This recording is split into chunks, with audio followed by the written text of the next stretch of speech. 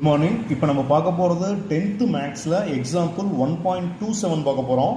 என்ன கேட்டிருக்காங்கன்னா find X if G of F of X equal to F of G of எக்ஸ்னு கேட்டிருக்கான். இது ரெண்டும் ஈக்குவலான்னு கேட்டிருக்கான். ரைட்டா? இப்போ வேல்யூ கொடுத்துருக்கான். எஃப் ஆஃப் எக்ஸோட வேல்யூ 3x+1, ஜி ஆஃப் எக்ஸோட வேல்யூ x+3ன்னு கொடுத்துட்டான். ரைட்டுங்களா?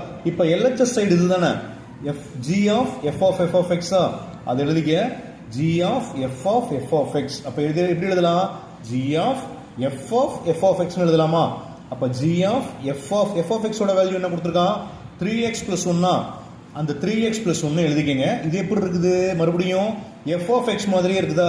இதை கொண்டு போய் மறுபடியும் என்ன பண்றோம்? அந்த f of x வேல்யூல இருக்க x க்கு பதிலா சப்ஸ்டிட்யூட் பண்றோம். அப்ப என்ன வரும்? 3 × 3x+1 +1 னு வந்திருக்குமா? அப்ப இதை மல்டிப்ளை பண்ணிக்க. 3 × 3x என்ன வரும்? 9x. 3 × 1 போட்டோம்னா 3 + 1. இதை சிம்பிளிஃபை பண்ணா 9x + 4. சரியா? இது எப்படி இருக்குது அப்படின்னா g of x மாதிரி இருக்கா? அப்ப g of x ல இருக்கிற x க்கு பதிலா இந்த வேல்யூ சப்ஸ்டிட்யூட் பண்ணா 9x + 4 + 3. ரைட்டுங்களா? அதை சிம்பிளிஃபை பண்ணா 9x + இதையும் சிம்பிளிஃபை பண்ணா 3 7. 7ஐயும் 4ஐயும் 3யும் 4ம் 7. அதை ஃபர்ஸ்ட் ஈக்குவேஷன் வச்சுக்க. நெக்ஸ்ட் ஒன்னு f of g of x எப்படி எழுதலாம்? f of g of x னு எழுதலாம். அப்ப f of g of x ஓட வேல்யூ என்ன கொடுத்திருக்கான்?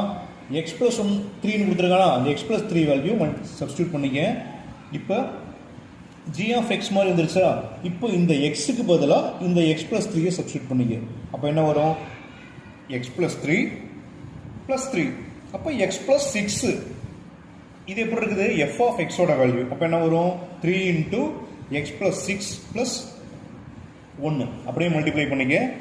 3x இதை மல்டிப்ளை பண்ணா 18 + 1. அப்ப 3x + 19. இது செகண்ட் ஈக்குவேஷன் போட்டுக்கோ. இப்போ ரெண்டு ஈக்குவேஷனும் 9x + 7ஐயும் இதையும் சால்வ் பண்ணும். ஈக்குவல் டு போட்டு. அப்ப 9x + 7 = 3x + 19.